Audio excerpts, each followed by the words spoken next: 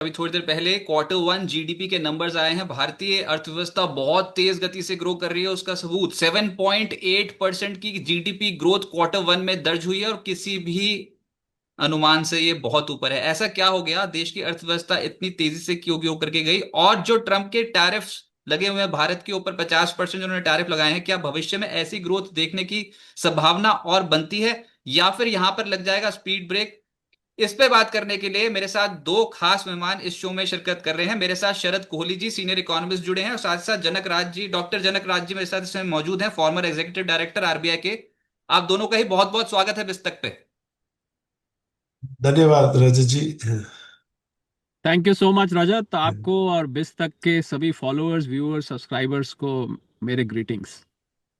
So thanks for joining. सबसे पहले जनक साहब, मैं आपके पास आता हूँ। ये 7.8% का जो नंबर आया हुआ है, इसको अभी तक तो आपने रीड कर लिया होगा। ये इसमें इतनी तेज गति से ग्रोथ, इतने ग्लोबल चैलेंजेस के बावजूद, ये तो आरबीआई ने भी नहीं बोला था इस बार जब उन्होंने अपने क्वार्टरली एस्टिमेट्स भी दिए थे। 7.8% का आंकड़ा तो कहीं पर दूर दूर तक था ही नहीं। ये क्वार्टर वन में 7.8% की ग्रोथ कैसे दिखाई? हाँ, देखिए ये ह्यूज पॉजिटिव सरप्राइज। अगर आप देखें कि जो एनालिस्ट की भी आ रही थी असेसमेंट, जो फोकस करते हैं जीडीपी, उनकी भी जो रेंज थी मेरा ख्याल है वो 6.2 से लेकर 6.7% तक थी। और जो रिजर्व बैंक के एस्टिमेट थे वो 6.5% थे। तो 7.8% किसी ने शायद सोचा नहीं होगा, और ये is a huge positive surprise I would say. इसके जो डेटा अभी है, अभी हम उसको स्टडी कर ही रहे हैं, लेकिन जो भी लगता है उसको दिखने के बाद, एक construction activity has done very well. Public sector expenditure, वो जो कैपिटल एक्सपेंडिचर है, गवर्नमेंट का कैपिटल एक्सपेंडिचर जो Q1 उसमें काफी बड़ा था। आई थिंक 55% उसमें ग्रोथ था, and that is getting reflected in gross fix capital formation. तो कंस्ट्रक्शन और ये gross fix capital formation have done really very well, yeah okay. And Sharad. Even private consumption also, yeah. Okay. Sharad ji, अब आपको कैसा लगा 7.8% का नंबर? ये तो 5 तिमाहियों में सबसे तेज गति से ग्रोथ आ गई और दुनिया में सबसे तेज गति से ग्रोथ करने वाला देश भारत है, लेकिन वो उसकी ग्रोथ की रफ्तार को विदेशी ताकतें रोकना चाहती हैं, रुक नहीं पा रही हैं उनसे। अभी आपको ये नंबर कैसा लगा और खास तौर से इसको देखकर कितनी चिढ़ मचेगी डोनाल्ड ट्रंप को? मुझे लगता है नंबर तो वाकई चिढ़ मचाने वाला है, क्योंकि ऐसे माहौल में जब ट्रम्प साहब सारी दुनिया में टैरिफ का कहर मचा रखा है और ऐसे में भारत के ऊपर खासकर, ब्राजील के ऊपर खासकर, ऐसे में अगर भारत की 7.8 नंबर आए। और आपको याद होगा हमारे जो डिफेंस मिनिस्टर है राजनाथ सिंह जी, उन्होंने पीछे एक अपने भाषण में उन्होंने ये बात बोली थी कि कुछ विदेशी ताकतें हैं जो हमारी ग्रोथ को लेके, उनका अंग्रेजी में बोलते हैं हार्ट बर्न, कि थोड़ी सी उनको ईर्ष्या होती है कि कैसे 145 करोड़ का देश, ये स्नेक चार्मर्स का देश जहां पर लोग सपेरे घूमते हैं, ये इंप्रेशन तो यही दिया जाता है ना दुनिया में। भारत की तरक्की नहीं दिखाई जाती, भारत का वो पुराना जमाना दिखाया जाता है। तो कैसे ये ग्रो कर रहा है? हम 35 करोड़ की आबादी, अमेरिका के बाद हम 35 करोड़ की आबादी नेगेटिव में ग्रो कर रहे हैं। हालांकि वहां पर भी नंबर्स आजकल मैनिपुलेट हो रहे हैं। रजत, आपको राज की बात बताऊं तो वहां पर नंबर्स, चाइना में जैसे हम पहले कहा करते थे ना, नंबर सच नहीं पता लगते हैं, तो कुछ कुछ ऐसा ही वहां देखने को मिल रहा है। तो उनको ये हैरानी होती है कि कैसे ये देश ग्रो कर रहा है। तो मुझे लग रहा है नंबर्स बहुत एनकरेजिंग है।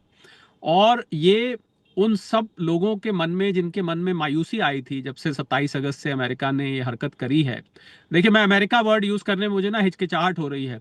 मैं मेरा व्हाइट हाउस यूज करने का मन कर रहा है, क्योंकि अमेरिका की आवाज कुछ और कहती है और व्हाइट हाउस से आवाज कुछ और आ रही है। तो जब से 27 अगस्त से लगाया गया था, बहुत मायूसी का माहौल था, क्योंकि back of the envelope calculation कहती है कि 20 लाख लोग प्रभावित हैं, जो लोग नौकरी करते हैं अलग अलग, सूरत में, गुड़गांव में, हरियाणा में, जयपुर में, मुरादाबाद में, सहारनपुर में, तिरुपुर में, साउथ में, बहुत जहां जहां जो एक्सपोर्ट के हब्स माने जाते हैं। ऐसा माना जा रहा था कि करीब 20 लाख लोग जिनकी एम्प्लॉयमेंट पर खतरा ये बन के आ रहा है। हालांकि हम ये ना भूलें कि ये हम पिछले क्वार्टर के नंबर्स की बात कर रहे हैं, जिसको हम Q1 कहते हैं। Q1 का मतलब है आप अप्रैल जून की बात कर रहे हैं।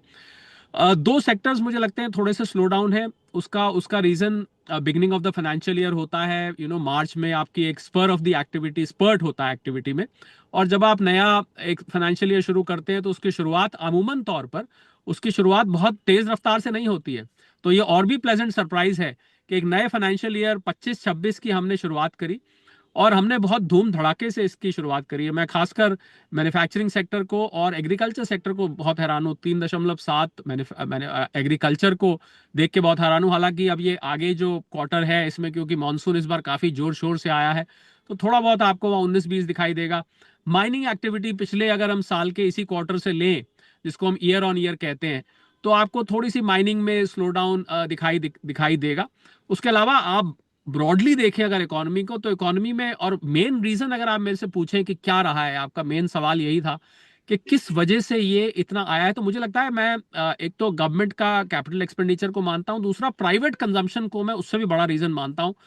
मुझे लगता है लोग भर भर के जाके लोग दुकानों पर सामान खरीद रहे हैं, चाहे वो कंज्यूमर गुड्स हो, चाहे एफएमसीजी गुड्स हो, चाहे वो वाइट गुड्स हो, चाहे वो गाड़ियां हो, चाहे वो मोटर बाइक्स हो। लोग भर भर के खरीद रहे हैं। और इंडिया की इकोनॉमी का स्ट्रक्चर इस तरीके का है रजत, कि करीब 60% वो बनता है कंजम्पशन से। और कंजम्पशन जब जब पिकअप करेगी, इसको अमेरिका में पीसीई कहते हैं, हमारे यहाँ पर्सनल कंजम्पशन एक्सपेंडिचर वहां कहा जाता है, हम लोग सीधा सीधा इसको कंजम्पशन बोलते हैं। तो कंजम्पशन मैं इसका मेन रीजन मानता हूं। देखिए, कंजम्पशन होगा तो मैन्युफैक्चरिंग सेक्टर अपने आप बूम करेगा। एग्रीकल्चर जरूर है, एग्रीकल्चर भी गांव में अगर आपकी अच्छी फसल हो रही है तो लाजमी बात है उससे भी कंजम्पशन बढ़ता है। तो consumption is connected to basically all the sectors. हम जितने भी सेक्टर्स की बात करें, मैन्युफैक्चरिंग हो गया, माइनिंग हो गया, एग्रीकल्चर हो गया, कंज्यूमर गुड्स हो गया, जितने भी हम सेक्टर्स लेंगे, एक अगर हम खाली डिफेंस को छोड़ दें, डिफेंस में भी कंजम्पशन अच्छी है। जो जियोपॉलिटिकल सिचुएशन है, भारत को भर भर के ऑर्डर्स मिल रहे हैं, 1.5 लाख करोड़ से ऊपर हमारी डिफेंस प्रोडक्शन क्रॉस कर चुकी है। मुझे लग रहा है बहुत बढ़िया, बहुत अट्रैक्टिव नंबर है। तो कुल मिला के इस मायूसी भरे माहौल में, ये जो 27 अगस्त के बाद एक पूरे देश में मायूसी सी छाई हुई थी ट्रम्प साहब को लेके, ऐसे माहौल में ये नंबर्स आए हैं। भले ही पिछले क्वार्टर के हैं। अब लोग ये सवाल करेंगे, लोग कमेंट डालेंगे, अरे भैया अभी रुको तो सही आगे, अभी ये तो आप पिछले क्वार्टर का खुश हो रहा हो, इब्तिदाई इश्क कहर होता है क्या, आगे आगे देखिए होता है क्या। लोग बड़े कमेंट लिखते हैं, मजेदार नीचे लिख देते हैं। तो भले पर पिछले क्वार्टर के सही, तो एक पंखा चलाते हैं ना, जब आप पंखे को ऑफ करते हैं, फुल स्पीड पे चल रहा हो, तो आप स्विच ऑफ भी कर देते हैं, तो पंखा कुछ देर तक काफी तेज रफ्तार पे घूमता रहता है, उसको रुकने में समय लगता है। तो ये मैं इसलिए कह रहा हूं कि इतना अच्छा मोमेंटम अगर हमारा Q1 में आ रहा है, तो Q2 को हम बोलते हैं जुलाई टू सितंबर, तो Q2 में भी ये मोमेंटम इतना ज्यादा स्लो नहीं पड़ेगा, थोड़ा बहुत स्लो पड़ सकता है। और उसके स्लो पड़ने की वजह जरूरी नहीं कि ट्रम्प साहब के टेंट्रम्स हो, उसके स्लो पड़ने की वजह एक भारी भरकम मानसून जो इस बार आया है।